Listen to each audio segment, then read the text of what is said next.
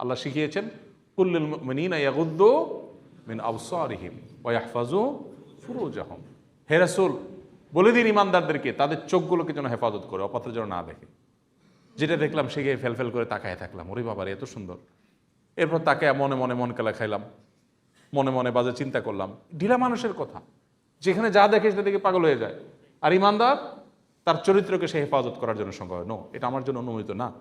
চোখের এরিয়াতে আমি আঁচ করতে পেরেছি যে এমন কিছু এসেছে যেটা আমার জন্য দেখার অনুমোদন নেই।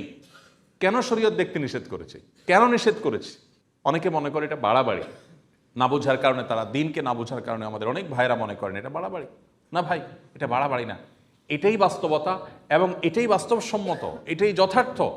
কারণ মানুষের চোখ হলো একটা দেশের যেরকম বর্ডার থাকে, মানুষের চোখ হলো মানুষের শরীরের বর্ডারগুলোর মধ্যে অন্যতম। এই বর্ডার যদি নিয়ন্ত্রণের বাইরে চলে যায়, তখন রাজধানী কলব নিয়ন্ত্রণের বাইরে চলে যায়, মনোজগৎ নিয়ন্ত্রণের বাইরে চলে যায়। চোখ দিয়ে যা দেখে মনে তাই মানুষ কল্পনা করে।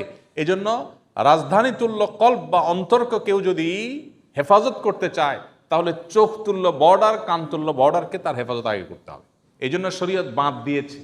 আজকের দুনিয়া, ভোগবাদী দুনিয়া আপনাকে বলবে কি, না আপনি অন্যায়ভাবে কারোর উপরে চড়াও হতে পারেন না, কাউকে টিজ করতে পারেন না, কাউকে আপনি বাজে কথা বলতে পারেন না। হ্যাঁ, খুব ভালো কথা, এই কথাগুলো ভালো।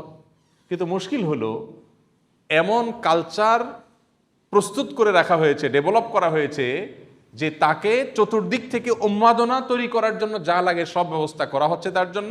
আবার বলা হচ্ছে না, খবরদার নিজেকে নিয়ন্ত্রণ করতে হবে। হাস্যকর। আর ইসলাম বলে তুমি তোমার চরিত্রের হেফাজত করো, তারও আগে নিজের চোখের হেফাজত করো।